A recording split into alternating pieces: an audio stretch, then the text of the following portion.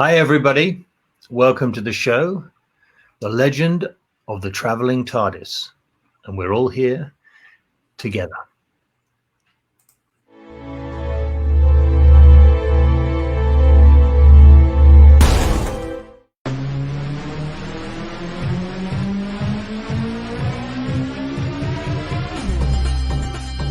My name is Christian Basil. Years ago, I had an idea. I got myself a TARDIS. Took it to new places, met a lot of new people, took some great pictures, and talked Doctor Who. From Krypton Radio and the creators of the Hanging With web show, this is the legend of the traveling TARDIS. Join me on my latest adventures and become part of the legend.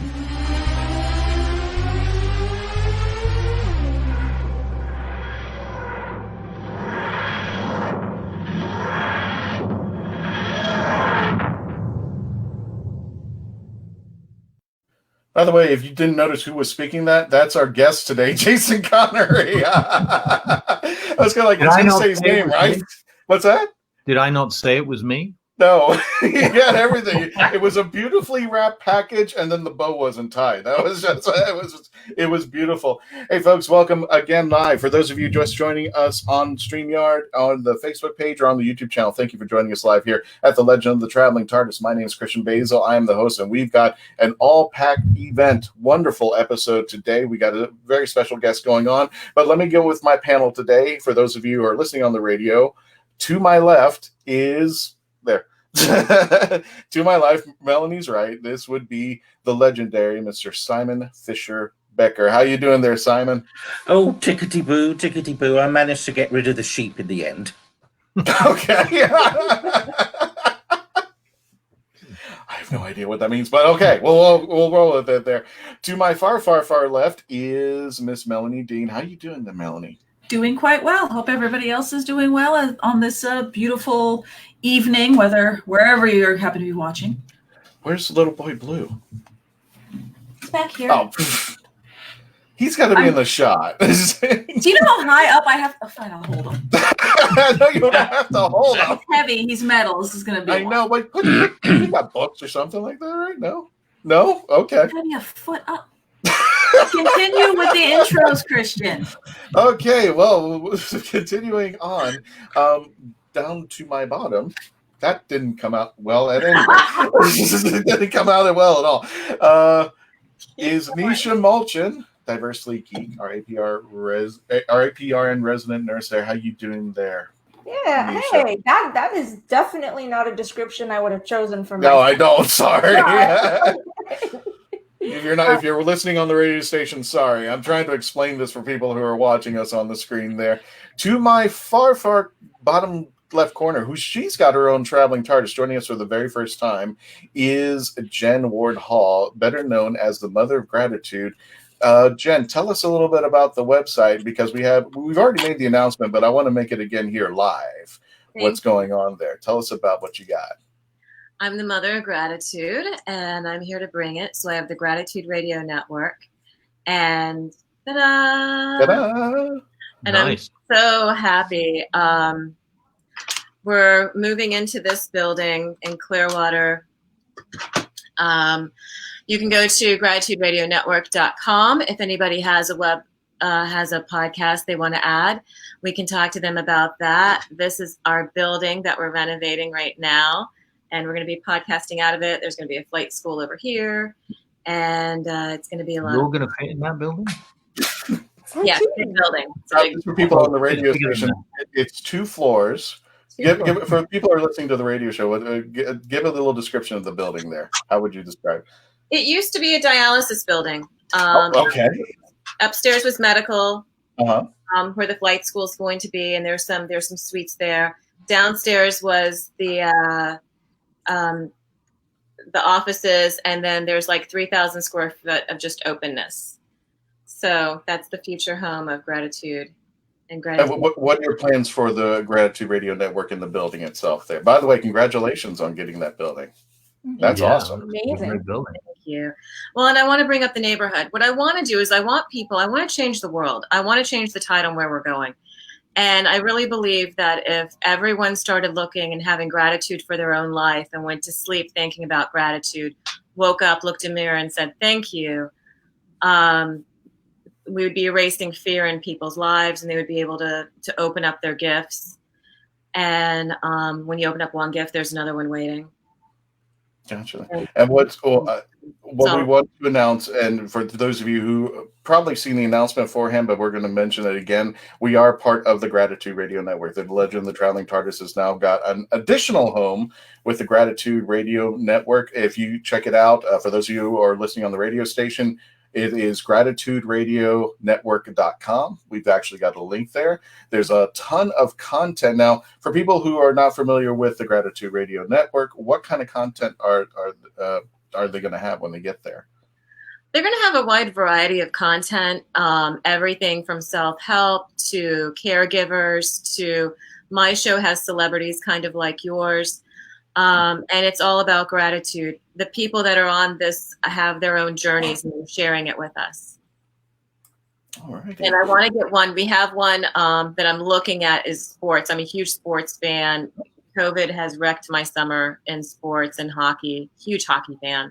Love hockey. I have a purse on Instagram. I'm Hockey Purse Jen. I have a metal purse and I'm so excited about it.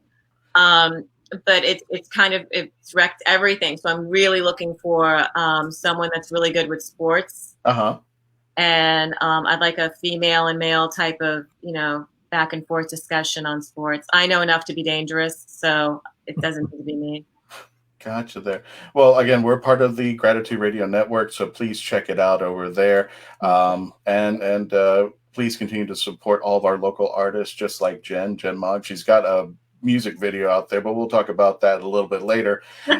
But we're going to be talking with the man who will remain nameless throughout the whole thing because he won't do the intro right. Ladies and gentlemen, this is Jason Connery. For those of you in Doctor Who circles, you probably know him best in this position. Oh. And for those of you not familiar maybe with his work or have seen this picture that I'm showing that folks on the radio show, it is Jason as Jondar from the Sixth Doctor episode, Colin Baker, Vengeance on Varos. And it's the opening scene where he's being, for a better term, tortured by a spotlight. Laserized. What's that?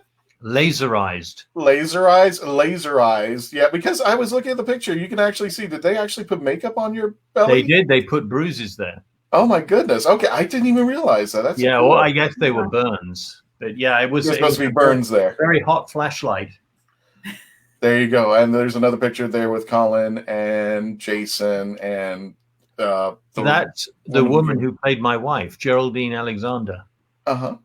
And she was very nice, and I'd never been married before, so it was a whole new experience for me.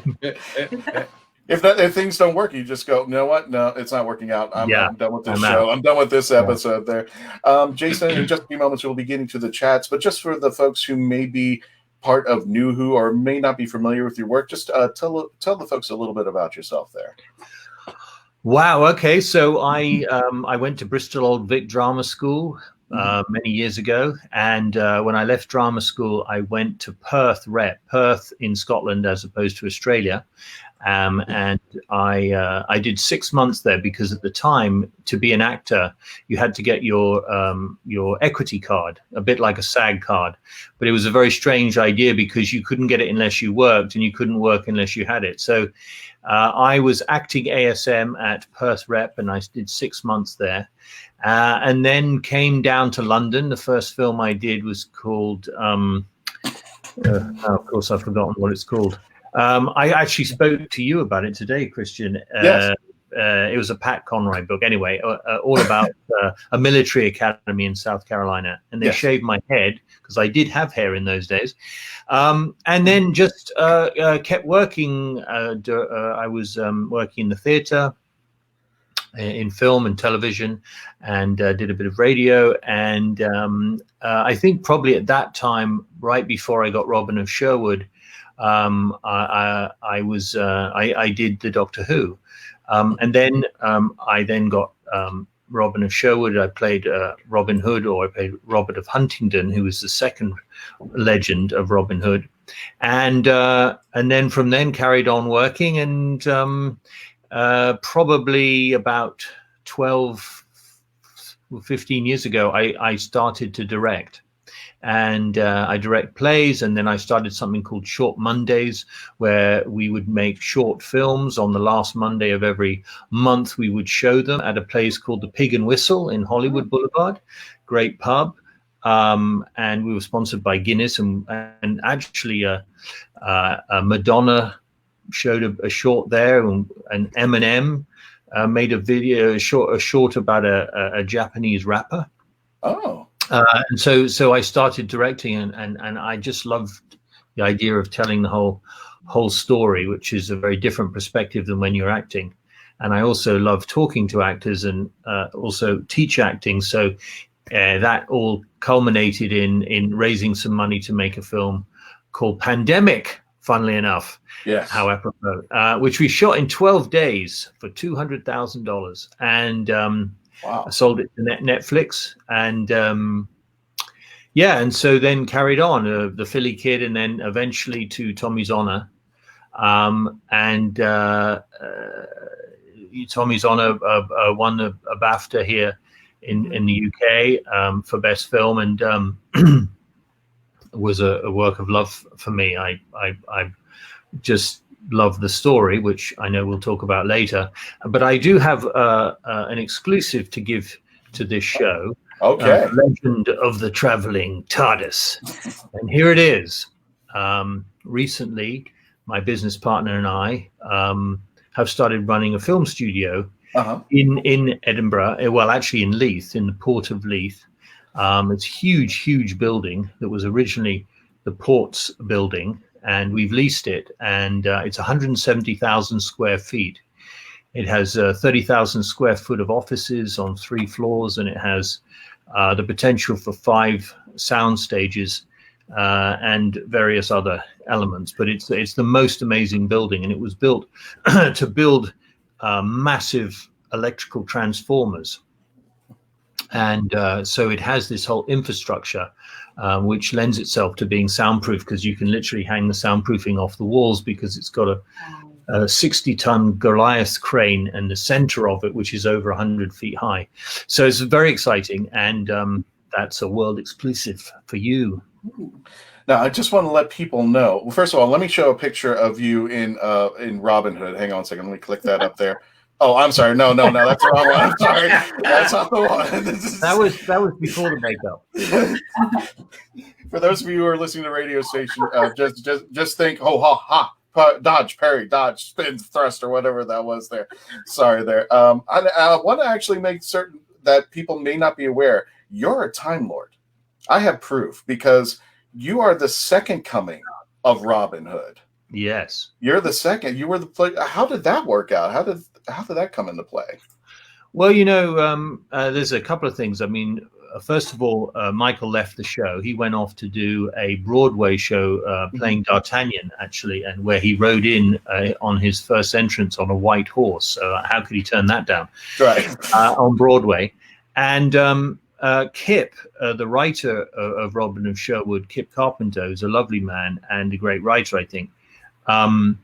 He was researching and saw that there was actually a claim by a family, the Huntington family, who said that they, in fact, the Earl of Huntington was in fact Robin Hood. And it wasn't Robin of Luxley, as everybody thought.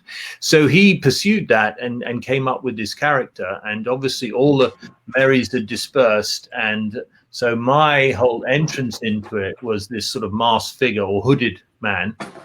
And I had to round them all up and get the gang back together to then go and save Marion, who'd been absconded by nasty people. Oh, gotcha. So that was, and actually what was great about it wasn't like Dallas, where, suddenly a different actor was playing the same person. So, right. And also introduced, I had to woo Marion because she was all forlorn about the loss of the other guy and, all that kind of stuff. So. You're the replacement. You're rebound, Robin. Thanks very much. Yeah. Well, sorry. Well, when we return, we're going to hit the commercial break. When we return, we're going to continue our discussions with Jason Connery and get to your chats. When we return, please continue to stay logged on, tuned in, and continue to become part of the legend. Bateman. What's the Bateman? A novel set in Florida, written by Florida author D.L. Havlin. Suspense, mystery, and murder. Evidence is in the bait. The Bateman is available at local bookstores and online. Deborah Parmley's Jenna's Christmas Wish. Santa, if there's one thing I want for Christmas more than anything, it's someone to spend Christmas with. Someone who really wants me to be there. Head to the mountains of East Tennessee with romance author Jenna Hart for a Christmas writer's workshop. Since her mother passed after a long illness, Jenna has had one wish. She doesn't want to spend Christmas alone. Meeting Niccolo Maldini, cover model and actor, could make more than Jenna's Christmas wish come true. Unless Ember, Niccolo's ex-girlfriend, does something crazy to stop them from being together. It's a mountain Christmas romance you won't want to miss in Deborah Parmley's Jenna's Christmas Wish. Now on Amazon.com.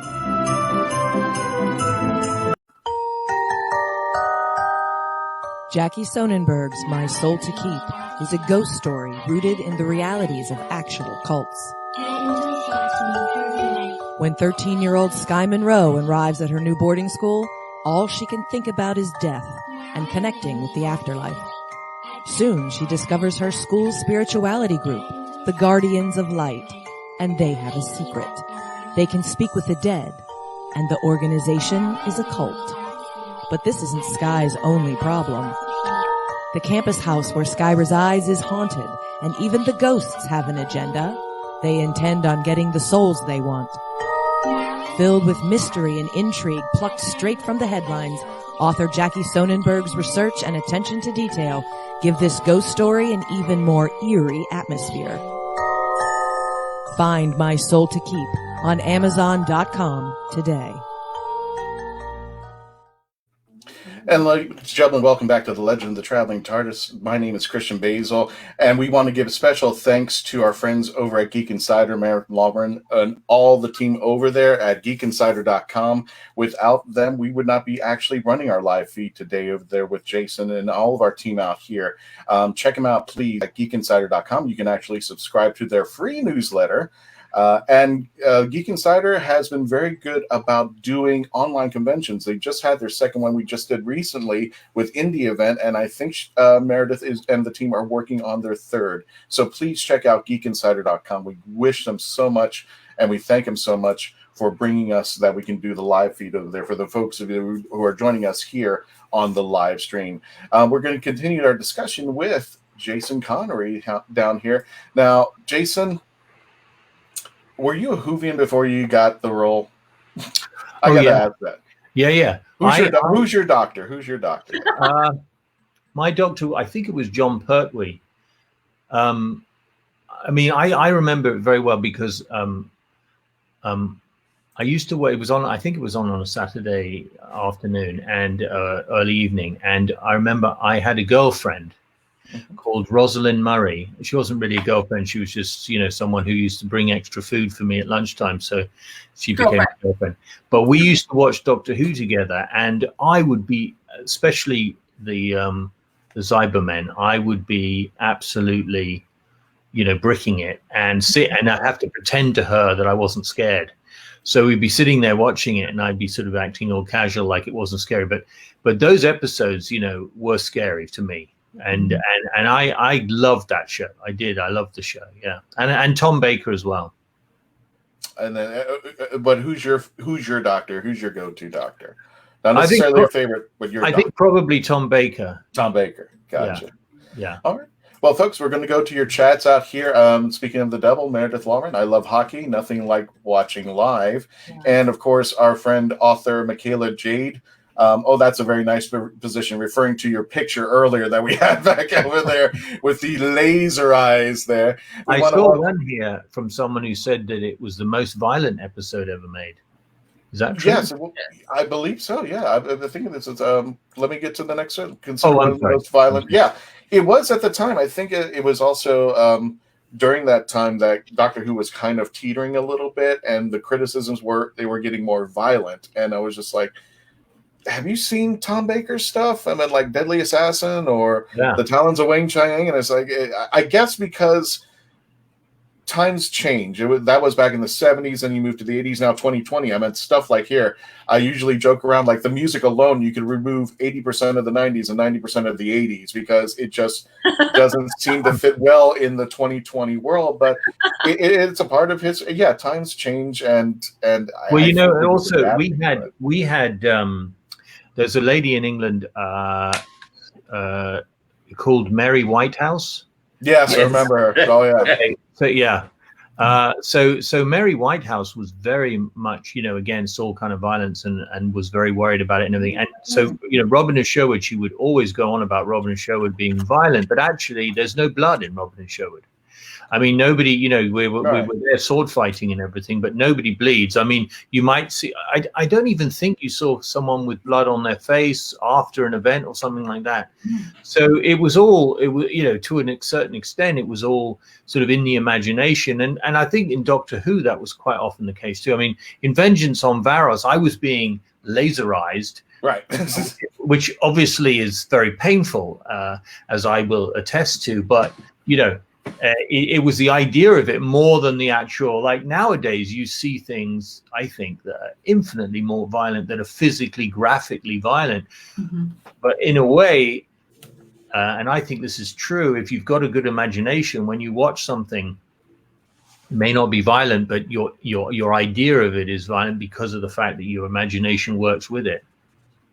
Speaking of violent, I'm going to talk about Pandemic in just a few seconds there. But Eunice Pagan says, Mary Whitehouse, again, Michael Gray was looking for any excuses. We don't mention either one of those names. Sorry, Eunice. Okay. It was such an excellent story that was ahead of its time. Yeah, I usually just mention that Vengeance on Varos is a story that was, it was a wonderful story with a bad budget. I mean, the golf carts. I mean, there were a number of things. I tell you one thing that I still laugh about is that we all had to come flying around this corner, and there was meant to be this hideous thing in front of us. Right. Yeah. They kept saying, you rehearse, and they kept saying, okay, you're going to come around the corner, and there's going to be this, and oh God, and it's so scary, and it's frightening you. And then Nicola Bryant's there, and Colin's there, and I'm there, and my wife's there. Geraldine's there, and so okay, so finally we get to shoot it, and we come running around the corner, and there's a gaffer standing on the top of a ladder holding a piece of gaffer tape, shaking it like this, and we all go, and then when they actually did it, it was a fly. It was like a fly that they magnified. Yes. And it didn't even look as, the mapping of the fly on the thing, it was just It was all expense spared production. It was a blue lit fly. That's all I remember. And everybody was walking in, and then there was that one scene where you guys were meeting. It was just like surreal. It was almost like an acid trip. There was a scene where you're meeting your other selves across the way, and you were like about to shake hands or something. I was just like, what the heck's going on? And then you notice that you're about to fall into this pit of lava or something like this. It's like, this is just a very bizarre. Here's one for you. Let's see if our panel can get this. Sure. There's someone in that show that appears in the show in a smaller part, who had quite a good part in Game of Thrones. Oh my God. I think I know who, and I just can't get the name there. And I'll tell you what's equally funny about it is he's quite a handsome guy, and the director said to him, okay, so you're going to be wearing, I won't say his name until you get it, but you're going to be wearing a helmet most of the time. So, and to put this helmet on him, which literally covered this much of his face, it came down to here. He's the guy driving the golf cart. And so he kept trying to come up with ways to take his helmet off. And the director, who was shouting from, because they use you're down on the set and he's up in the booth, and he shouted, put your helmet back on. Was it Owen Teale? Owen Teale, well done. He played Madlick. No, I've met Mal- him. Mal- I've met him. So He's a that's why nice his name guy. came to mind. Yeah. Yeah, but he was so pissed off when he because he was like, I could just take keep that. No. That is, oh gosh, that is. Just wanted just a little bit of FaceTime, just a little bit of I FaceTime. know. And then taste. he had to drive the cart that nobody could get down the corridor because it was too wide. So, Now, I'm also going to think about a movie that probably nobody's connected the dots yet, but I found out about it and I watched it. You Are an Evil Man, Shanghai Noon, with Jackie Chan and Owen Wilson. And I was just like, how did you get? I don't even think I knew that you were even in that movie at first. And then when I did, I was like, my God, he can be really evil. And I don't like it when you're evil. I just don't. Well, I did. I'm one of the only actors in the world to be killed with an oyster shell to the throat. but I will say that what actually happened was they offered me the part, and I had a fight scene with Jackie, like a considerable fight scene, which was very, very exciting to me. Although when I saw him fight, I nearly crapped my pants because he was ridiculously fast and he was doing things that sort of defied gravity, and I just thought, I'm going to die. But I was also quite excited about it, and we started to rehearse, and then it turned out that the US had bombed some part of China by accident. I don't quite know why. It wasn't a big bomb, but it was big enough to be annoying to the Chinese, and they banned everyone from America. And so instead of shooting in the Forbidden City, they were going to have a skeleton crew with just me, Lucy Liu, Jackie Chan, and Roger, who played the other guy, Roger Huan. Mm-hmm. And they suddenly said, oh, no, we're not going to do that. We're going to shoot in Calgary.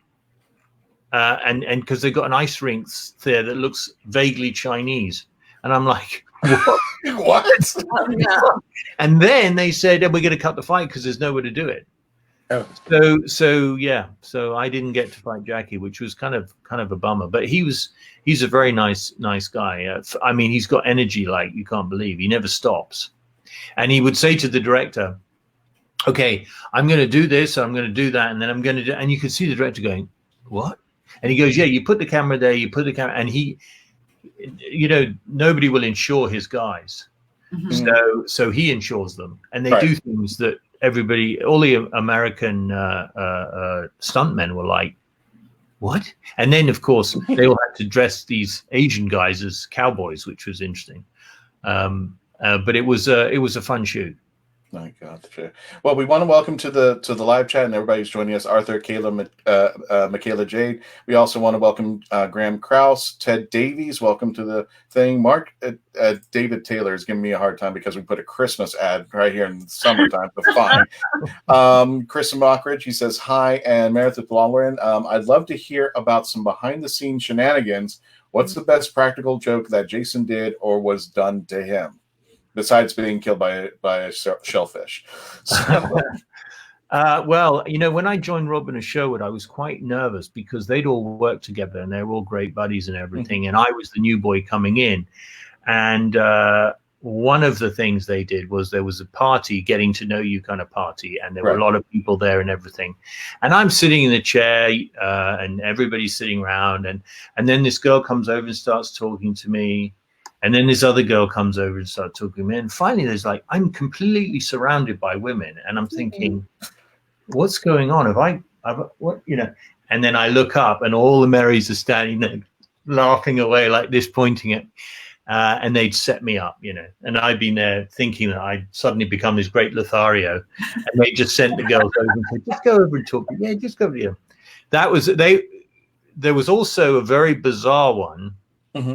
That right at the end of Robin of Sherwood, we had this a lamb to eat, and it was about a week before the end of the shoot, and there was a big piece of gristle, and they were always doing things like this, and they took this gristle and put it in my costume in the pocket, and of course in the scene I have to pull money out of my pocket, and there's a great big piece of gristle in there.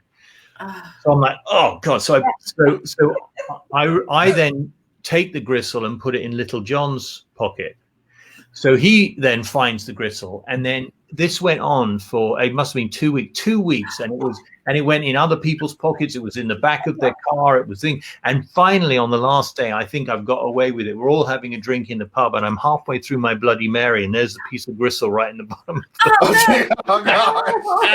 No. Oh.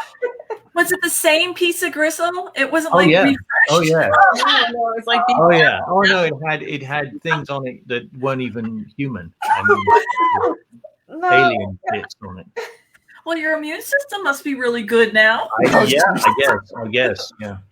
I mean, there were things going on all the time. I mean, when we had guest stars come in. Here's a good one. This wasn't a practical joke, but this one was just one of the most embarrassing moments of my life.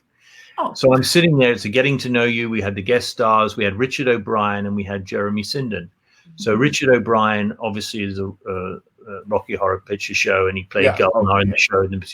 And he's shaved head. He's got skull rings. He's wearing a leopard skin, a leotard, and he's sitting next to me. And no, I'm opposite. And then next to him is a guy called Jeremy Sinden. Jeremy Sinden is this sort of jacket, cravat.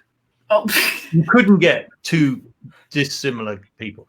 Anyway, there's a lull in conversation, and suddenly Jeremy, who's a bit of a raconteur, says, "Oh, did anyone see that piece of on the television last night, the Rocky Horror Picture Show?" Now I'm eating minestrone soup, and I snorted, and this pea went all the way around and shot out of my nose. So I'm sitting there going, "Oh." And then I didn't know what to do. So I said, well, Jeremy, Richard's in the Rocky Horror Picture Show. And Jeremy put his hand on his shoulder and said, "Don't worry, old chap. It's not your fault. It was just so badly written." And for you that don't know, Richard O'Brien wrote the Rocky Horror Picture Show. Yes. Anyway, at that time, I sort of slunk under the table. And if you watch the episode, they never look or talk to each other in the whole episode. So. And this is actually the best line here. Nakamas Max says, "Sounds like I had I drunk at Disney World or something like that." Ladies and gentlemen, we got a hard break. When we return, we're going to be rating this movie right in front of Jason Connery, a film that he directed called Tommy's Honor. We return. Please continue to stay logged on, tuned in, and continue to become part of the legend. It's okay, Jason. Calm down. Hi, I'm Claudia Christian with some exciting updates in the Sinclair Method world. First of all, we launched our new coaching page. It's yoursinclairmethod.com, so you can go there and book a session with one of our fabulous coaches. You can also reach that page by visiting c3foundation.org. It's at the top of the landing page of the website. The second piece of news is Journeys is out. Woohoo! This book has been a long time in the making, and it is available in Amazon, Barnes & Noble, your local bookstore, and there's a limited amount of signed copies at c3foundation.org. So get your copy of Journeys now and visit the coaching page for some wonderful support. If you're on the Sinclair Method, you can book a session with a variety of different coaches. Take care and be well. Alien invaders enslave Earth. Unleashing hunters into the ruined wastes. One young survivor struggles to elude their monsters, clinging to hope. When he's stolen off the planet by a sarcastic Starship AI, they pit their uneasy alliance against a treacherous galaxy. Explore a whole new verse of barbarism and betrayal. Wonder and adventure. In the Scion series by Michael J. Allen. Beginning with Book 1, Scion Conquered Earth. Available in print, ebook, and audio on Amazon.com. You have more options than ever before when choosing a film, a television, or internet series, a book to curl up with, or even a radio show or podcast. Get to know the people who are creating for you. The Hangin' With Web Show, hosted by award-winning author and journalist G.W. Pomacher, is the internet's fastest-growing web talk show series.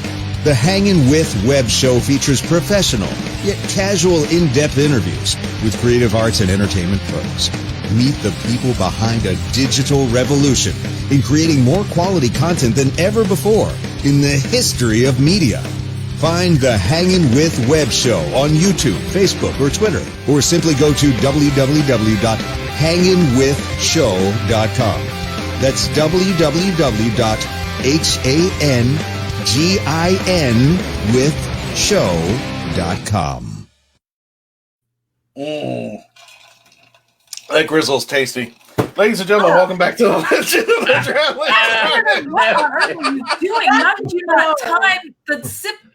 Take a drink, folks. I was hoping that the vodka and the Bloody Mary, somehow got rid of Don't any. encourage my bad habits. Melanie will never forgive me. No.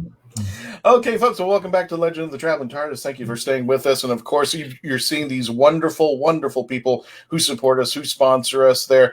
If you could please also, if you have a product, if you have something that you want and believe in our show, please email Sage or myself at thehangingwithshow.com, Sage or myself. We've got now, 35,000 Facebook subscribers. We're closing in 36,000. And plus, we've got over 12,000 YouTube subscribers. Thank you, one and all, for joining us. And if you want to help support and help this great content and help make sure that Jason Connery has a decent meal every day, please go ahead and subscribe to us at the Legend of the Traveling TARDIS. Subscribe to sponsor us, either Sage or myself. Let me go ahead and read this again. Sage at hangingwithshow.com or myself at christian@hangingwithshow.com. We will give you great packages and great deals to help this show continue. But speaking of continuing, we are going to be rating Tommy's Honor. And we're all going to go and put up our numbers all at the same time. So you guys ready for this? This is the most horrible thing in the world we've ever seen. And 10, this is the best movie ever made. So everybody put up your numbers at this time, that we can see them. There we go. Oh, my. Melanie, thank you. Thank you, Chris. Nisha, let's see your phone. I know you type it in there. I type it in. Gotcha. Oh, you can't see it. It's a teeny number. Well, just shout the number. I believe you. Oh, it's an 8. It's there. It's an 8? Yes. Jen, what is that?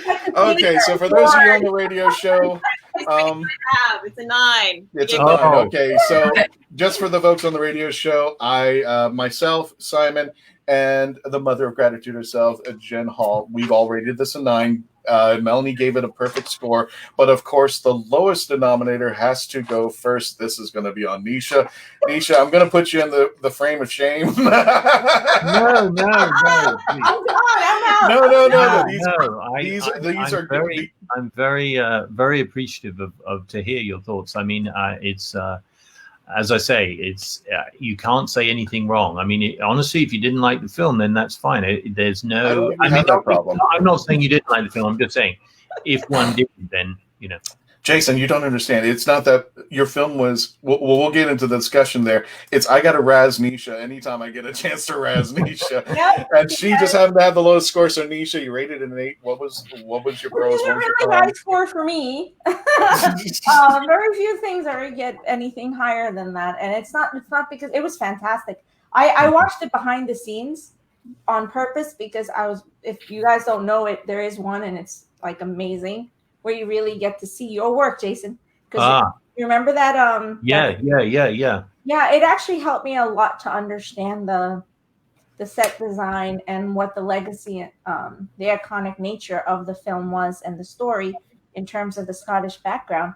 And all of that was amazing. I think that I love the story very much.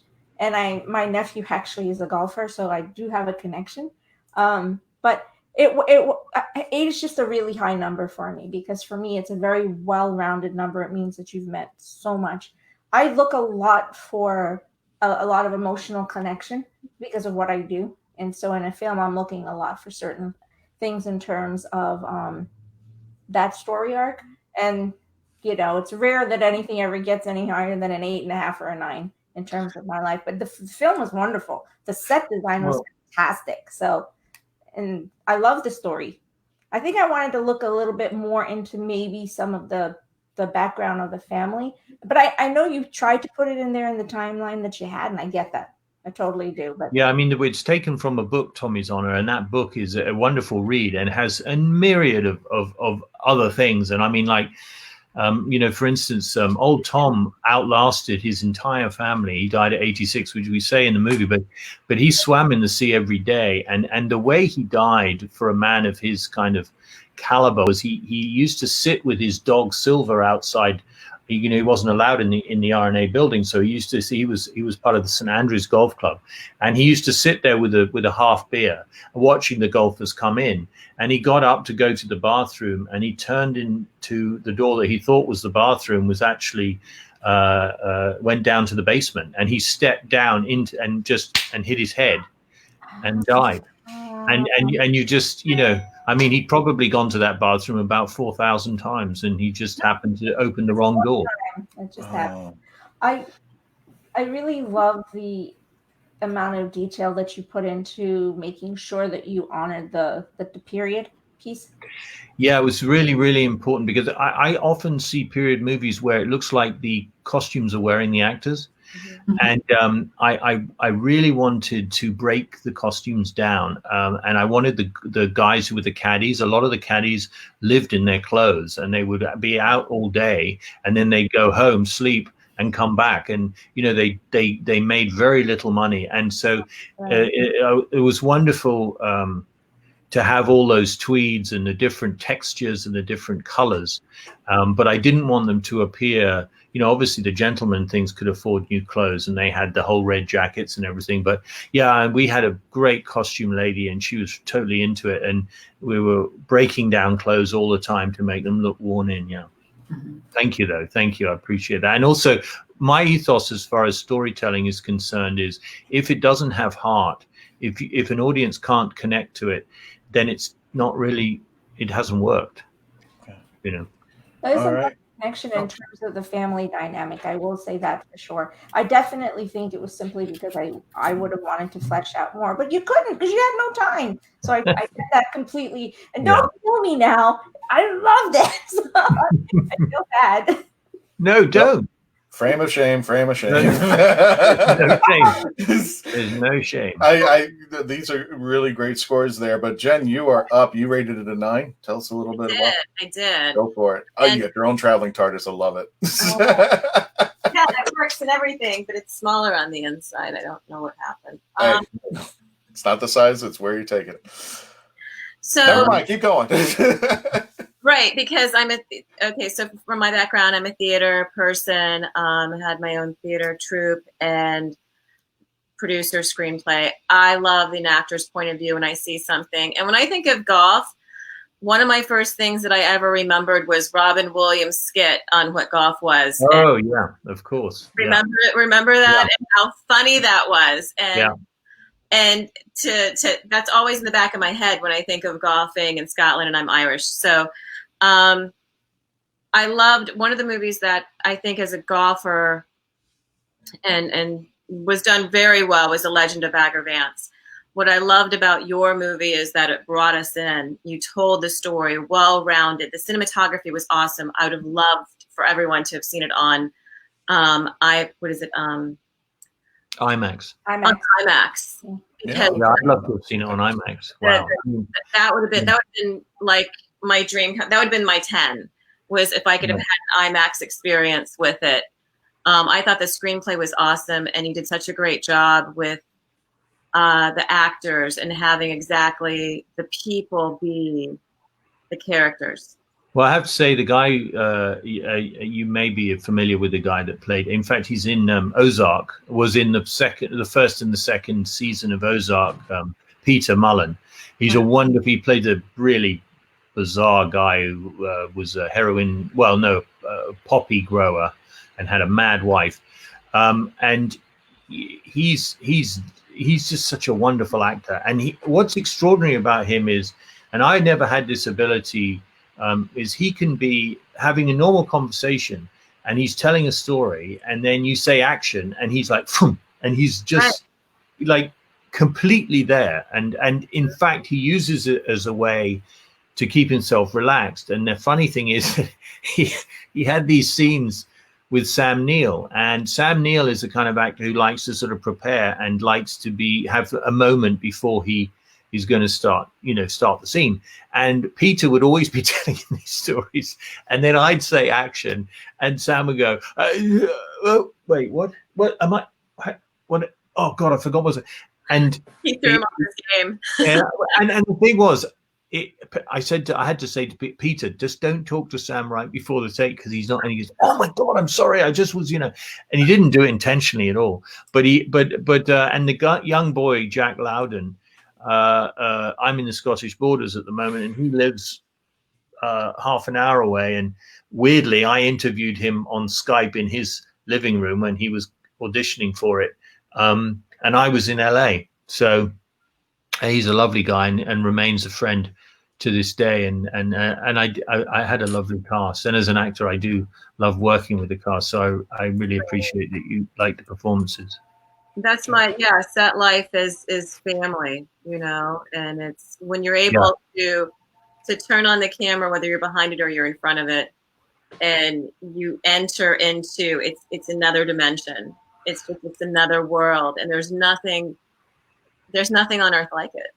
That's exactly how I feel when I watch a movie and I'm completely immersed, or television or whatever. I mean, it's like just time, and you just boom right in there, and it's fantastic. And in fact, one of the nicest compliments I got was from my dad, who said, as soon as I started watching it, I was in the world.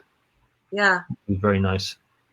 Yeah, because you become immersed with it. It's rare. It's rare, especially nowadays, that you can watch a movie, or you know what it's like. You watch a movie without critiquing it. You set your brain off, and you right. in. Right. And thank you for giving us that. Well, no, I appreciate. I mean, look, I when you talk about worrying about saying something, I did a play which I got wonderful reviews for across the board, except for one guy who said I was boring, monotone, and wooden, and that's the only one I remember. So, and who cares? I mean, that's his opinion, and it's fine, and it's so. I have to say, I look at it now. And believe me, it took me a while to get there, but I look at it now and I say, if your opinion is that you like it, that's very nice. If your opinion is that you don't like it, that's okay. It's I'm not going to fight you on it. No, and keep all of the ones that are good with you. I know I should. Opinion can destroy everything, and there's no way they could walk in your shoes and do what you've done, because it is a feat, regardless where you come from, to put something like this together. And to have the cinematography to go with it, it's a mini vacation that everybody could use right now. Well, I think the lovely thing as well is about a story like this, a period story, is that, it doesn't age. I mean, if you see a 70s movie with everybody walking around with a cell phone that's like this big, it kind of almost takes you out of it unless you throw yourself into the idea of the time. Period movie, it's just you feel as though you're in that time. And you're discovering, for everyone else that hasn't gone through the 70s, that don't see the nostalgia of it, and before analog, before digital. I always say it's before digital, and then, analog and digital, or before Wi-Fi, after Wi-Fi generation. They don't have the appreciation for everything the way that people lived. Yeah. And the simplicity. I'm going to wrap this up because we got a hard commercial. Jason, hold that thought. We just got one more comment. Author Michaela Jabe says that's the feeling I strive for with my books. I tried my best to put the readers into my world. It's the best feeling when the reader says they get lost in your movie or your book. Yeah, that is truly true. Speaking of being lost, we're going to go into our final commercial break. When we return, Simon, Christian, and Melanie will give their reviews of Tommy's Honor, and we'll be putting up the link to what Simon. I said Simon, didn't I? Yes. What did I say? You said Christian. Yeah, I said Christian. I'm happy to be Christian. I'm on a third party here. We're going to get to the remaining three right when we return with this commercial break. When we return, please continue to stay logged on, tune in, and continue to become part of the legend. Experience Samara's adventure as she imagines the people around her change into friendly cartoon animals right before her eyes. Journey with her in this poetic tale, My Cartoon Imagination at School. Now on Amazon.com, I Coin from author Jeremy Mosby. It's an alternate reality, and the leader of the planet iCoin is none other than Benjamin Franklin. When corrupt officials threaten not only iCoin but the Earth as well, an unlikely chosen one, Jeremy, must face dark foes to save the Earth and iCoin alike. Author Jeremy Mosby takes readers on a superhero's adventure through this compelling and imaginative alternate universe. Get iCoin on Amazon.com today. Best-selling and award-winning author of true crime and crime fiction, Yvonne Mason is back with a brand new book, The Pink Canary, a book that delves into the life of a drag queen and a marvelous whodunit. You can find this and all of Yvonne's other works on Amazon.com, or find Yvonne Mason on Facebook and Twitter. He's gonna kill me. Buy your copy of Pink Canary now.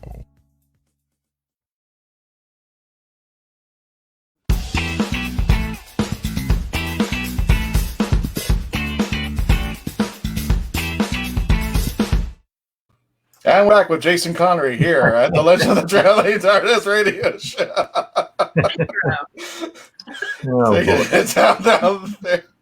My name is Christian Basil. I'm here with Simon Winworth Melanie. I'm here with Jay Mogg herself, the mother of gratitude. I'm here with Nisha Mulchin of Diversity Geek, and we have the lovely and talented and wonderful Jason Connery. We're finalizing our review of Tommy's Honor, and if you like, I'm going to go ahead and put that link back up for anybody who wants to buy or purchase or rent it from our reviews out there. Please check it out. Always support local artists and support friends like Jason. You got to check out Tommy's Honor. But next up on our frame of shame is going to be Simon himself. And then get a little discussion out. Tell us what you thought. You rated it a 9 just like I did. Yes, I gave it a 9. What I liked in particular, and it's something I like anyway, is films that tell us true story. Right. That was actually a real story, Yeah. and it's told truthfully. Because sometimes with some historic material, you feel there's been some sort of artistic license and you don't quite get the facts. With this, I found that it was powerful and very much a movie tale. And it was about a real life situation, which was brilliantly done, and everything positive that's been said before, I agree. And to be honest, the only reason I gave you a 9 is because it's about golf. And I have a natural aversion to it because when I was a kid, there was a golf course near where I lived, but it was stretched where there was a road that sort of ran through it. Yeah. And a friend of mine got almost killed when a golf ball came and knocked her off her bike. Oh. Then it was the attitude of the golf players that I found quite distasteful. But joking apart, I thought it was a beautifully told story, beautifully acted, and of course the Scottish scenery is fantastic, and also it shows the madness of some golf players who play in whatever the weather is. Yeah. So yes, beautifully told. That's Thank you. And I would recommend it to anyone. Thank you. Yeah. I mean, I would, when I first read the book, I rang the producer who said that he wanted me to direct it, having seen another film I directed. And I said, this film isn't about golf. Now, I understand exactly what you're saying. I mean, and that was actually something that we came up against a lot, because as soon as people read the word golf, they're like, okay, this is not for me. I don't like the game. I never played it. I think everybody plays golf isn't, well, we won't say, but there's a lot. It's in England, they say it's a bit like Marmite golf. You either love it or you hate it. There's no in between. And, so we did come up against that, because for me, and this is what I said to the producer, it's not a film about golf. The backdrop is golf. It's very much a passion for these men, but it's really a family drama. Mm-hmm. It's a tragic story, and it's about love, and it's about honor, obviously, and it's about these guys were living in an environment where there was a real class system, and the church was very powerful in that society, and the class was Tom never ever went into the RNA building his whole life. And the irony, I know, the irony is that when I walked up, because I met the guys from the RNA, when I walked up, there's a plaque on the outside of Tom Morris, and I looked up at it and I nudged the guy who was showing us around. I said, "Look, Tom Morris is still outside." Because there's pictures of him inside, but he never went in. So, I mean, I take your point, Simon. It is something that we fought against, because there were people who go, "I'm not going to go see a film about golf," but I do think there's a lot more there. Oh, it was beautiful, and I'm also I also would like to find out the origins of all sorts of things, and of course. They are known as the founding fathers of the modern golf, right? And there was reference to that it's actually been played for 500 years. Yes, I'd love to know how it all started. You know how it started? It started with shepherds, and they would have a crook, and they'd have a rock, and they would literally hit this rocks with their crook, and then they started sort of betting, and then there'd be a rabbit hole. And they try and get the rock, and of course, if you had a nice round rock, so that's how it started. There we go. Now that's somewhere I would take the TARDIS, and I would put a deck chair outside and sit and watch it. It's the attitude of some people, though, that is quite extraordinary. But you find that across all sports and all industries. So that's a human trait, really, to be honest. Yeah, but very good, and I would definitely recommend it to anyone. Yeah. Okay. Well, my turn. I gave it a 9. A 9. Never mind. Quite get it. I gave it a 9. The whole. I don't want to butter your toast too much on this one, but I discussed it with you earlier, Jason, because you mentioned about me watching this movie, and I was just like, oh yeah, it's a movie about golf. Just wanted to let you know. And it's like, oh my God, there's only 2 golfing movies I will tolerate. It's Caddyshack and Happy Gilmore. That's how shallow I am when it came to golf. Love Caddyshack. What's that? I do too. It's a beautiful movie there, but I'm like, oh gosh, it's going to be golf. I'm going to be, and I got to tell you, I was not only was I into the world, immersed into the world of these 2 men, but I actually had a better appreciation for golf, because here's its origins right here. And one of the funny things I loved about it is Tommy would walk in with like an experiment, like he brought in, what are those things that you put clubs in? Golf bag. Yeah, golf bag. He would bring in a golf bag, show it to his dad, and his dad would go, "Oh, whatever." And like, he's showing you the future of golf. Oh yeah, he would have all of these little, he would have all these little things going on, and the father would just blow it off. And I think when I see this movie, it's more of a coming of age story. Yeah, and it is that there's that little there's that scene. I don't know why I keep thinking about it, but Monty Python had this sketch where it turns out that the father works in theater and the son works in a coal mine. The son wants to work in the coal mine, but the father's going, no, I want you to be in the theater. I want you to be in the theater. I don't know why, but it reminded me that, the role reversal there. But I think that I mean, for me, I hope anyway that it works on a number of different levels. But the father-son thing is the pivotal sort of relationship. Yes. That's the core relationship. And I mean, I don't want to give too much away, but the whole thing, the boat trip, that's all true. Where his father didn't tell him because his father was playing well and didn't want he wanted to finish the game, and and the guilt that one carries for that kind of thing, and there were so many things in the story that spoke to me just from the point of view of a father-son relationship. And then Meg, his wife, when she comes along, they were such a powerful force together, and in the way that it wasn't an economical marriage, because very often at that time it was economic. Basically, you married so that you could have a family, and then mother would look after the children, and the father would go out to work, and they could pool their resources. The mother would do some work.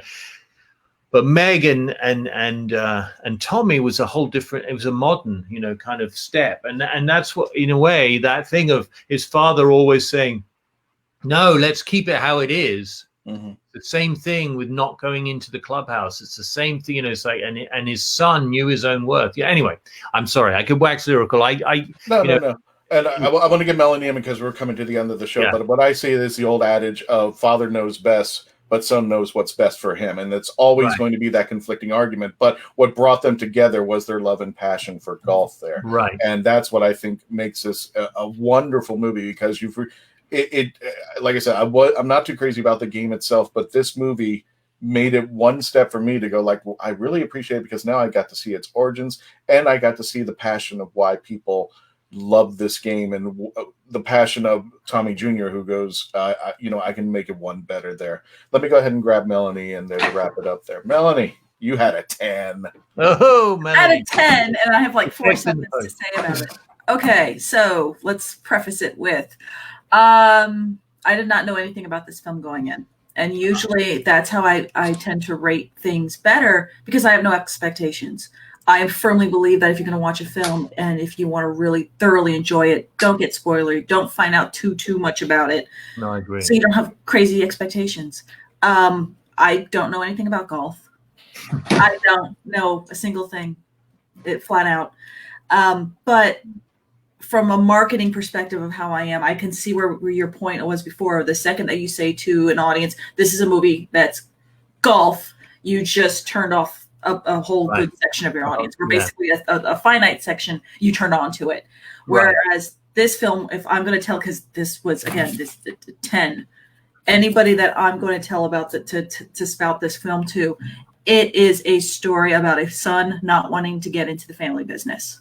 And that is a trope that just spans centuries, that spans times. Everybody who has grown up with their parents, and if they had a family business or wants to see what their parents want for them, this is that film it's going to touch everybody. Everybody can take a facet of their own lives and go, wait a minute, I can relate to that. Right. I thought that, the way this was shot was absolutely stunning. Whoever your DP was, just Gary Shaw. Yeah. Wow. Lovely guy too. You needed to be more intimate, and you needed that camera a little closer. Everything was framed beautifully, especially since you're going with a period piece where your lighting, if you're putting too much fake light in at a scene that's dark, you're going to notice that. Yeah. Just absolutely beautiful. And then how many things are shot outside, because they're playing golf. Yeah. When you needed to go wide, you went wide, and it never felt like you were so far away that there was still an intimacy, even though you weren't maybe not on top. The camera wasn't really right on top of the person. I have like little notes. I'm trying to make sure I hit all this stuff. It was very, very well written. It was very, very well directed, sir.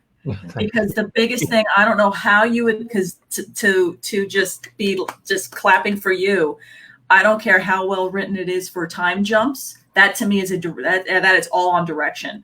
And you were able to tell a story where you were able to push through time pretty quickly, but you were able to do it just by the photos that he won 1 year, then the second year, then the third year. And now we're over there with the father giving his speech. And that him getting with Meg, the pregnancy and all that. Nothing felt like it was rushed. The story from beginning to end was just beautifully executed. This is one where I'm not a big person that runs out and watches drama, but I fully tell anybody watching the show now, and I'm going to be pushing this movie to other people that I know. This was just a very beautifully written story that's not going to be a crazy tearjerker unless you want it to be. It's not going to be high. It was well balanced. It was an absolutely well balanced film, and I can see why you have a BAFTA for it. Thank you very much. I will show you my gratitude. Thank you. Speaking of gratitude there, folks, we've come to the end of our show. We're about to go into our after party. If you have any further questions you want to bring up, as long as Jason wants to stay on or everybody else wants to stay on, you're more than welcome to. But the recording audio of the show is over. We want to thank everybody for joining us here at the Legend of the Traveling TARDIS radio show. And for those of you who are watching us live on the feed, I just want to say one thing. That's all I got to say. Thank you, folks. And Melanie, we've cut. And we are now in the after broadcast. So Jason, you can stay as long as you want. We're going to give people a chance who didn't ask questions or. Oh, okay. Here we go. There it is. Question for Jason: as the son of such a famous and wonderful actor, did you ever feel pressured to live up to him from the people or from yourself?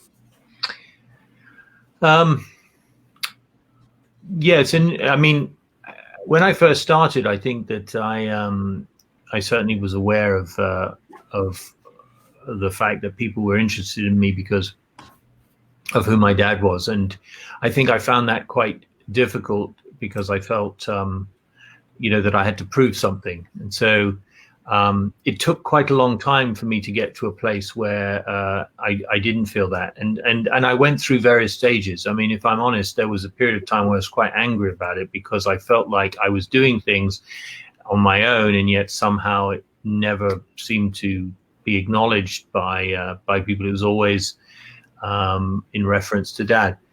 And then sort of as I've gotten on and done stuff and kept going and done the things that I wanted to do, I can honestly say that everything I've done, whether it was good, bad, or indifferent, I've done and given the most of my effort to. And now I just think, well, he's a wonderful actor, and he's my father, and I don't really care. I don't really care if people feel that way, that that I should, I don't. It doesn't bother me now. I got to see a lovely movie before we recorded this episode. It took me a while, but I finally saw it. I saw Spy Master. Spy Maker, yes. Oh, Spy Maker. Sorry, Spy Maker. Yeah. And that's where you're playing Ian Fleming. Yes. Or a kind of a fantasy Ian Fleming. And first of all, for those of you who have not seen, who's going to be seeing Tommy's Honor or the movie I just mentioned, which is Spy Master, have a tissue box ready. Spy Maker? Is it Spy Maker? Somebody get Spy Maker. I know. It's that kind of thing. I've seen Spy Maker and I talked to you about it, and I actually okay. Good night, everyone. Loved him in that. There we go. Now we can have fun. I tell you, that was a obviously I'm playing Ian Fleming and Dad played James Bond, so Freud would have had a field day with that one. But I have to say I really enjoyed making that film. One, because I really liked the sort of, because it was slightly tongue in cheek. It had a sort of fantasy element to it. Although a lot of the stuff that happens in the movie did indeed happen to Ian Fleming. But I just really enjoyed the cast as well. They were just Patricia Hodge was lovely to work with, and Christian Scott Thomas, and I got Clive in, who played Little John to be in it too, and there was some really Colin Welland, Christian Scott Thomas. Anyway, just lovely, and so coming to work was such a joy because I knew that I was going to be fencing with someone who was going to be attacking me back, so there was or playing tennis, whatever you want to call it. Right. And that's always so exciting for an actor when you've got quality actors coming back at you. Well, you had some heavy hitters. First of all, I have a man crush on two of the bigger guys in there, David Warner and Josh Auckland. Oh yeah. And the scene where you when Josh and you were just staring down at each other at the game, it's just like you could tell that there was more going on, and I don't want to spoil it for anybody. You can actually find the movie on YouTube. I watched the whole thing on YouTube. It is because it was on VHS, and I think that someone put it on YouTube so people could watch it. Yep, Michaela found you on YouTube.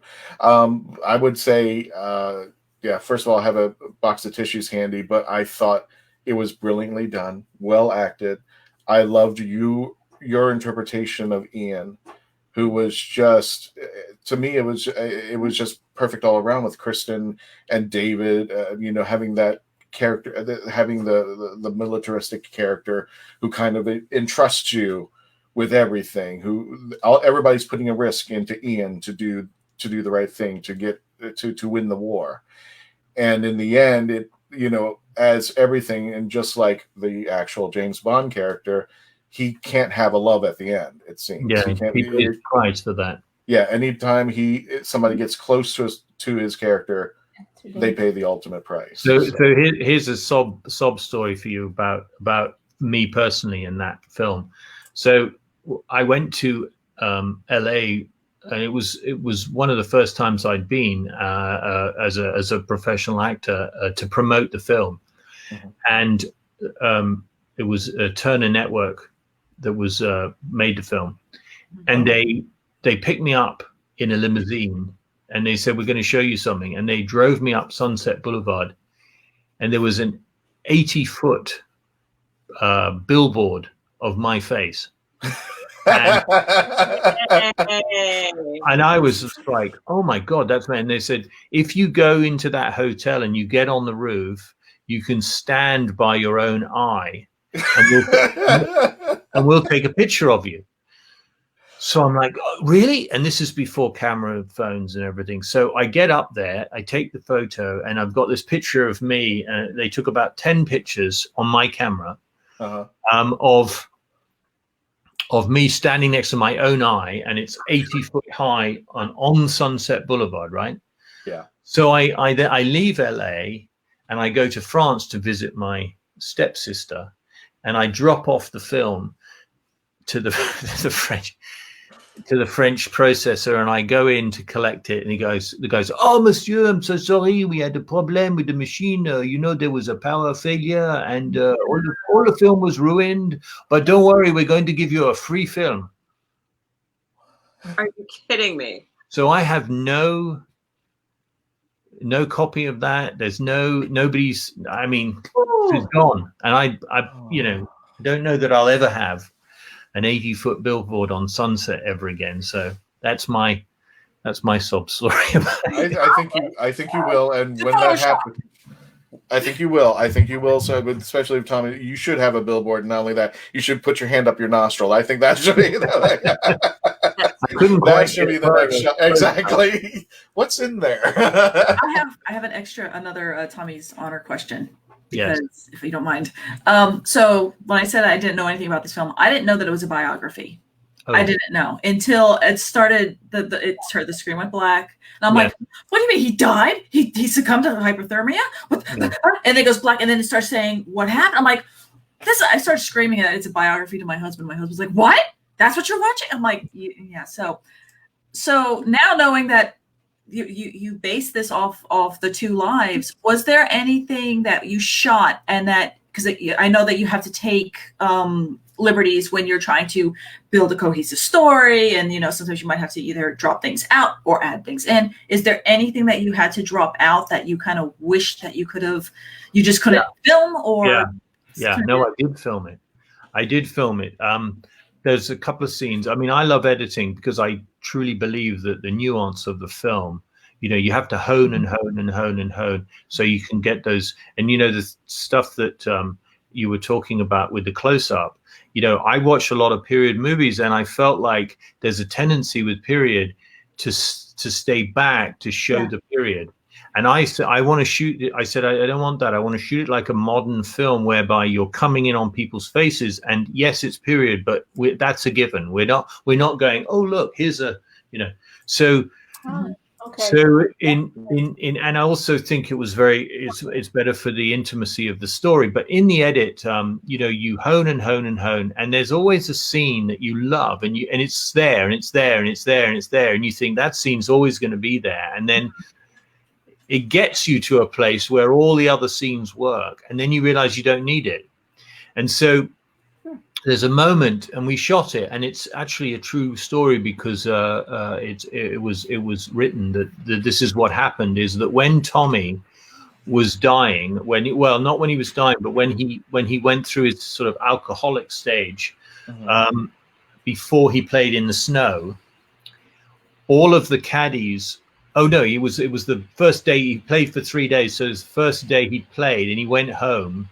All the caddies walked through the town singing, and they sang under his window to lift his spirits. Yeah. And we shot this scene, and it's very moving. But the thing is, I had a scene where he chops the tree down. I had a scene where he was lying there. I had a scene, and I couldn't have another scene where, because it felt as though you were too laboring that point. And I loved that scene, and it's beautiful and it's very moving. And then there was also another scene where when he first gets married, he carries Meg across the threshold of his house, of their house together, and I had to cut that out too. That's in the featurette. Yes, it is. So yeah, I mean, there's always stuff, but I also think that you've got to be able to tell a story in 2 hours or under 2 hours. I think that, I do think, there are films that are wonderful, that are 3 hours or three, but I do think that I think that it is important to encapsulate the story, if you can, in 2 hours. Well, I mean, honestly, as the marketing perspective of it for your audience, people look at the time now. That's one of those facets. Way back when, people didn't care how long they were going to sit in a theater. Now it's okay, so this is about an hour and a half. I have this much time. What is it? Yeah. It's like you have to kind of develop what you want to put on film and put out there to the metric of how many people can I reach and how many people. Yeah. Well, and also even the cinemas, they wanted turnover as well. Right. So they're looking at, we're going to have to miss out a showing because your film's too long. Yeah, exactly. Yeah. So it's like, okay, so the person's got to go in there, and how big a tub I got it for popcorn, and where's the bathroom? What's the closest bathroom? So it's just a different attitude as opposed to this was made 20 years ago. Is it more difficult to market or to connect to cross-culturally with a period piece like this that has a very specific biopic to it? Yeah, okay, I see the yes. Yeah, I mean, and the thing is that I was saying this to Christian earlier, that we had a producer who was one of these guys who, on one side, it was amazing. I mean, because he was like a dog with a bone. He wouldn't let it go. And he raised the money. And, a lot of golf movies don't make money, and so there's a lot of reticence.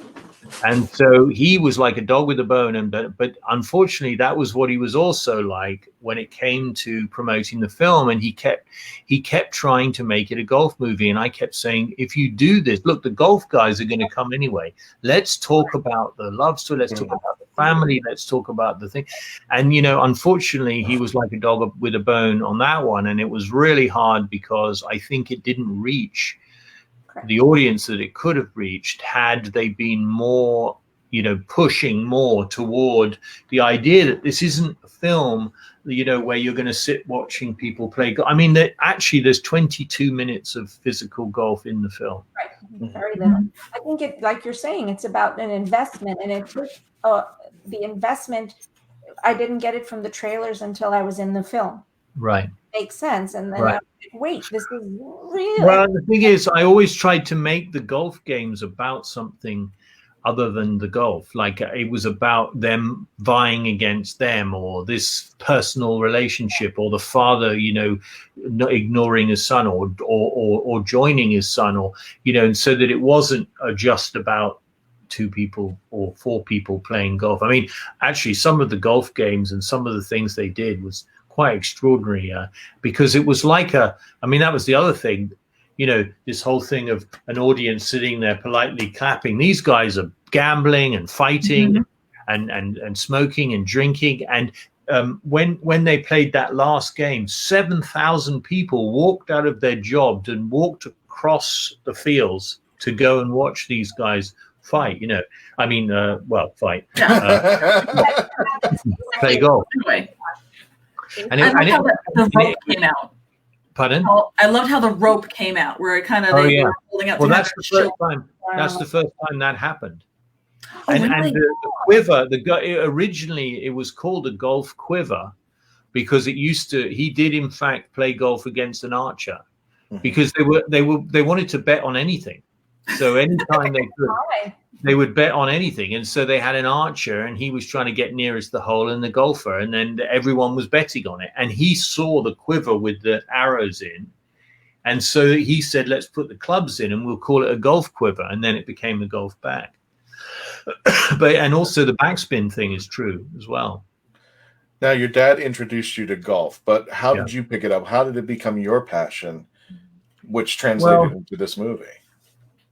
Well, I mean, it's funny because in a way I am like the movie. Golf. I really enjoy golf, but because I think it's a bit like life. Like, I mean, I don't want to get overly esoteric, but it's like, you hit this great drive, it hits the head of a sprinkler and goes shooting off into the thing, and suddenly you've got no shot. Like life, you're running along, everything's great, you have a car crash and you're in hospital for a year. I mean, obviously hitting a ball into the bush is not quite like being in hospital for a year, but you see the analogy. But what I love about golf is more that I'm walking along, I'm trying to get the ball in the hole, but I've usually got friends that I'm playing with, and we're talking about stuff. And I'm not one of those people who's like massively competitive. I mean, I've had stages like that, but I just really enjoy.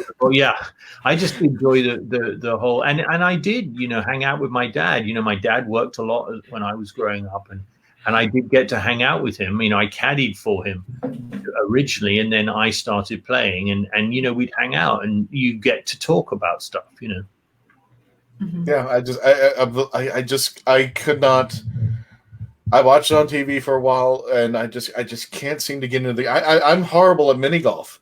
I think I'm banned at like 3 mini golf places. I literally go Adam Sandler. I thought the whole point is to hit the ball as hard as you can, get it out there. Hopefully it hits a hole. And, people would walk around me, and I can say that Andrew Dice Clay joke. People are going around me going like, what are you doing? I'm like, aren't I winning? It's just like. But the funny thing is, though, if you went out and actually hit a ball, and you hit the ball, you hit your first ball well, you suddenly go, oh. There is, and also I have to say, there are different. Like, I play here in Scotland, and it's a very different setup. To play golf in America is in most places anyway. I mean, there's municipal courts, but to be a member somewhere is ridiculous. It's ridiculous. I pay like $1,000 to be a member for a full year at the club here. I would pay $1,000 a month to be a member at a golf club in America. It's insane. It is so expensive to play, and when you go, you have to absorb yourself in the whole thing because you don't want to. It's very alienating for people. It doesn't feel. I mean, I don't want to slag off. I'm not trying to say that British golf is better than. It's just that there's I think it should be a game that should be available to everyone, and that's certainly how the Morrises felt. It's beautiful. I mean, I'm terrible at it. And the thing is, everybody's terrible at it because you can have being, oh my God, that hole was great. Put me on the PGA, and the next hole you're like, what the hell? And my cards are cursed. This is where it happens or doesn't happen. It's nothing to do with the physical mechanics. It's the wind. It's the grass. Oh, yeah. Well, there's that, too. Yeah, there's always an excuse. No, it's my stance. I think my company actually took us out to there's actually these virtual golf ranges now. I don't know if you've ever seen or heard of these. Yeah, I got to do this virtual golf range thanks to my company. And I'm like, I don't play golf. I don't swing. And there's a guy who was just walking by and goes, put your ass back a little further. I'm like, what? I'm like, are you just, and before I know it, I'm just like, I'm just like, I can't even stand up. I'm like, I'm supposed to hit now swing. I'm like, it's like my body doesn't do that. I don't know how anybody else's body, but it's just like, I can't do it. That was interesting too. There was the guy who is he's the honorary head professional at the RNA, and he taught Peter Mullen, who'd never swung a club in his life, and also young Jack. And they practiced, and he gave them a swing. And he basically said to them, look, how would you swing this if you were going to try and hit this ball? And they did whatever they did, and then he built from that. And so it felt natural to them. Instead of saying, move your arm here, put that over there, and then you end up like Quasimodo going, this. So he was great. And I have to say, both of them really enjoyed, learning the process. And I mean, especially Jack, young Tommy, he could hit those. I mean, they're really hard to hit. He could hit them about 200 yards by the end, and also he would fight to. I mean, I said, look, I can make the ball look as though it goes in the hole, Jack. You don't have to. And there was one day where he was so insistent on doing it that I left him there with the cameraman, and we all went to lunch, and he was just putting and putting and putting, and finally got it, and there was nobody watching. When he was learning how to get his swing, was he using that old style of golf ball too? Because I noticed that they have like the little, since they were all handmade, they had like a striations. No, he wasn't. He would be hitting an older ball, but not the gutta percha. Because honestly, to hit a gutta percha, if you hit more than about 5, because it's literally like hitting a rock. Because especially if it's cold. In fact, in the game, I don't know if you remember in the snow game, the ball breaks in half, and that used to happen all the time when it was really cold, and that's why they played with the red ball, because if it was white, obviously you wouldn't see it in the snow. And I have a question, because our friends who are at Krypton Radio, I saw them post an article. That's I think that's when we started talking again, because you became the head of a new Scottish film studio. Yeah. Right on that? Yeah. Tell us a little bit about that. I forgot to mention. I was like, well, no, I gave you a world exclusive. That's right. That's right. I'm sorry. No, it's. You were talking about the building, yeah. It is very, very, very exciting. It's huge, and we're in the early stages in the sense of soundproofing and everything. But there are people wanting to come in and shoot there, and it's 170,000 square feet. So as I say, it's 100-foot ceiling. So it's an amazing building. And I think the thing about Scotland is, as you saw in the film, there's this extraordinary vistas and beautiful. And I didn't want to do the sort of heather blowing in the wind and the bagpipes and all that. If you notice, there's no bagpipes in the movie, and there's no sort of heather shots and the beauty shots. But the thing is that people come and shoot in Scotland, and then there's no facilities for them to do all their interiors, and so they go to Ireland, or they go to Romania or Eastern Bloc or wherever, France. So this studio will keep them here, so they'll shoot all these wonderful, and then do their interior work, which will be wonderful for the business here, of course. So I'm hoping that all comes together. Oh, that's awesome. There. We're gonna go. We got a few minutes left. We're Jason, I know you need to go to bed. It's almost 12:30 over there, but. It's Is it? Wow. Yeah, it's almost midnight. We really having that much of a good time. Huh? We've just got a new puppy, so I'll be getting up at about 4:00 anyway. Oh, okay. Can I jump in and ask about Pandemic? Yes. Do you mind? Oh my goodness. Okay. I absolutely hate horror movies, so I'm gonna lead out with that. Okay. Literally probably one of only 3 horror movies I've ever been able to watch. Ever. Enough that I actually still remember it. So when I realized it was you who had directed it, I was like, oh my God. Okay, because you actually completely opened up. Aside from Blair Witch, this decision to go with the the bird's eye view perspective. Why? I love it, by the way.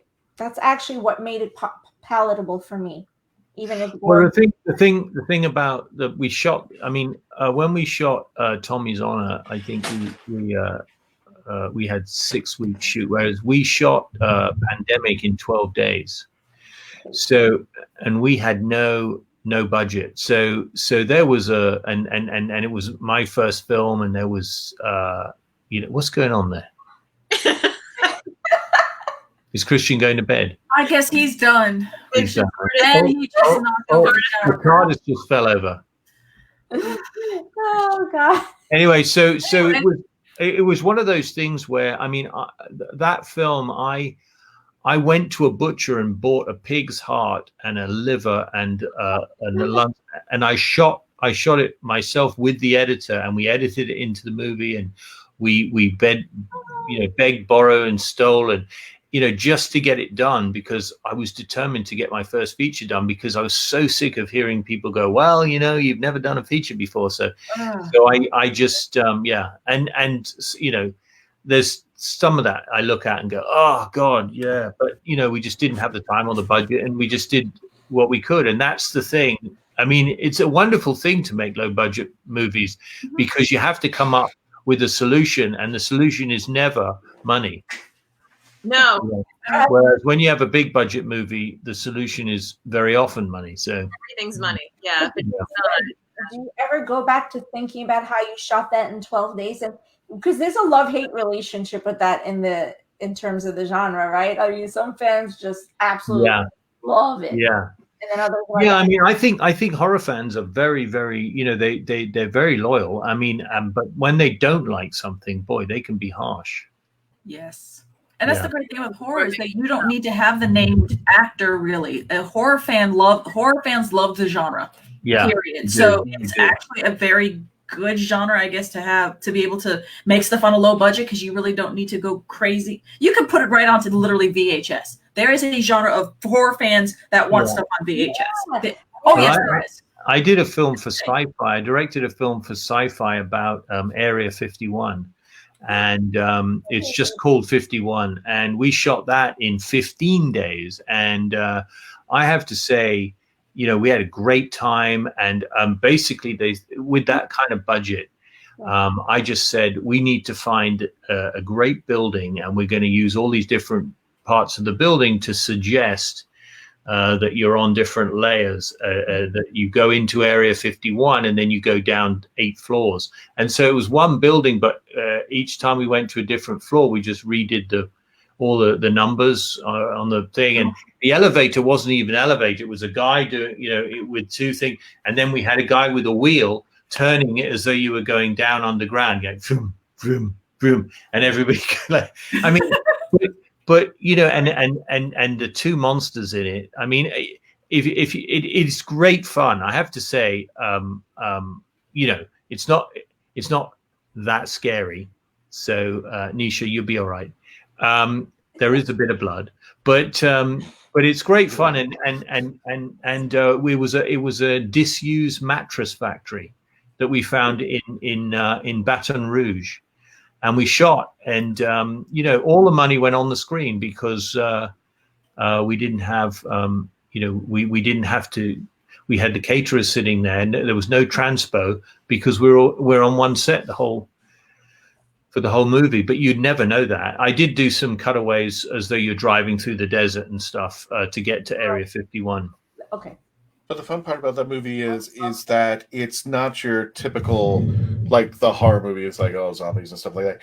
I would say it slides, maybe if I'm wrong about saying this, it slides more psychological, because it does become like the mystery of, like, what if? Yeah. And then once you think that there is a road that makes sense, all of a sudden you throw in this monkey wrench, and there's another road of possibilities. So it's like, okay, so what is really going on over here? And then there at the one point, don't want to spoil it for anybody who hasn't seen it, but you definitely check it out. If you don't know what's going on, you're just kind of lost, and that's the way it's supposed to be, because you don't know whether to believe what's going. Oh, we lost Alicia. Yeah, she said her laptop's dying. But you don't know what's going on. So if you get a chance, Pandemic, I think it was 2006, right? 2006? Pandemic. Oh, I don't remember. Oh, no. You can make me look. I have a production question. 2009. I have a production question for Jason. Okay. Yeah. We'll make this the last question, because we're going to wrap up, and then we're going to go. Okay. So in Florida, everybody's going to Georgia because of the tax relief, and Georgia's the big place to be filming at. Yeah. Scotland, because you have your studios there now. How is it if you want to film? Yeah, Scotland. You've got Screen Scotland, you've got Creative Scotland, and they can all give you. They've got incentives, but they've also got money that they can help depending on what criteria you fit. Then you've got 20% off for VAT. So VAT, valued added tax. So you basically you get 20% back on whatever you spend. So there is some incentive there. I mean, a lot of the incentive in Europe is similar because they all agreed, but then there's local stuff that the local government and the British there's the British government, and then there's the Scottish government, and so there are, you can get things. Yeah. Nice. I'm going to go ahead and shut off the broadcast, guys. We'll just do a quick wrap up, but everybody wave goodbye. To everybody who's still watching, thank you guys for joining us on the live feed. The audio version will be coming out shortly. We're just going to end the broadcast right now, but thank you for joining us, and we'll catch you next time. And